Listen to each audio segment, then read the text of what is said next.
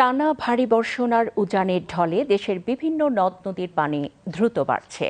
বন্যা পূর্বাভাস ও সতর্কীকরণ কেন্দ্র বলছে 4টি নদীর পানি 6টি জেলার 6টি পয়েন্টে বিপদসীমার উপর দিয়ে প্রবাহিত হচ্ছে।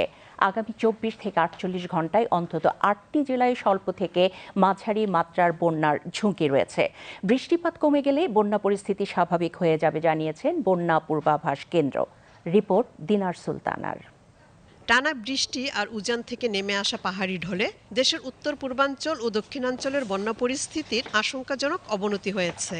সাঙ্গু, খোয়াই, মনু ও কুশিয়ারা নদীর পানি 6টি স্টেশনে বিপদসীমার উপর দিয়ে প্রবাহিত হচ্ছে। এর মধ্যে বান্দরবানের সাঙ্গু নদীর পানি বিপদসীমার রেকর্ড 107 সেন্টিমিটার উপর দিয়ে প্রবাহিত হয়ে সর্বোচ্চ অবস্থানে রয়েছে। বন্যা পূর্বাভাস ও সতর্কীকরণ কেন্দ্র বলছে, ভারতের মেঘালয়ের চেরাপুঞ্জিতে 130 মিলিমিটার এবং দেশের জাফলংয়ে 156 মিলিমিটার সর্বোচ্চ বৃষ্টিপাত রেকর্ড করা হয়েছে।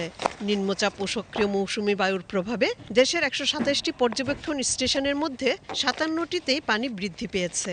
কুশিয়ারা নদীর পানি মারকুলি ও ফেঞ্জগঞ্জ স্টেশনে, মনু নদী মৌলভীবাজারে এবং খোয়াই নদী হবিগঞ্জের বল্লা স্টেশনে বিপদসীমার উপর দিয়ে বইছে। ইতিমধ্যে হবিগঞ্জ ও মৌলভীবাজারে আকস্মিক বন্যা দেখা দিয়েছে।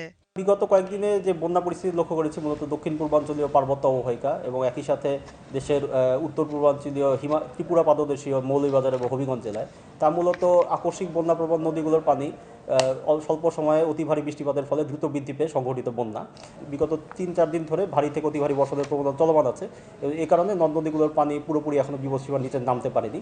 তবে আবহাওয়া সাম্প্রতিক পূর্বাভাস ইঙ্গিত দিচ্ছে যে আগামী 24 ঘন্টা পরবর্তী সময়ে দক্ষিণ পূর্বাঞ্চলীয় অঞ্চলে বৃষ্টিপাতের প্রবণতা উল্লেখযোগ্যভাবে হ্রাস পেতে পারে, বিশেষ করে ভারী বৃষ্টিপাতের প্রবণতা। সেহেতু আশা করা যাচ্ছে যে পরবর্তীতে দক্ষিণ পূর্বাঞ্চলীয় পার্বত্য অববাহিকার সাঙ্গু, মাতামুহুরী এবং হালদা ইত্যাদি নদীর পানি দ্রুত হ্রাস পেয়ে বন্যা পরিস্থিতি উল্লেখযোগ্য উন্নতি হতে পারে। এফএফডব্লিউসির পূর্বাভাস অনুযায়ী আগামী 24 থেকে 72 ঘন্টার মধ্যে সিলেট ও সুনামগঞ্জের নিম্নাঞ্চলের বন্যা পরিস্থিতি আরও খারাপ হতে পারে। এছাড়া তিস্তা, সুরমা, সোমেশ্বরী ও মাতামুহুরী সহ বেশ কয়েকটি নদী বর্তমানে সতর্ক সীমায় রয়েছে। তবে ভারী বৃষ্টিপাত কমে গেলে বন্যা পরিস্থিতি স্বাভাবিক হয়ে আসবে বলে আশা করছে পূর্বাভাস কেন্দ্র।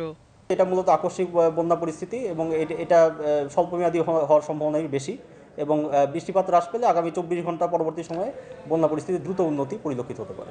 দিনার সুলতানা, বিটিভি নিউজ।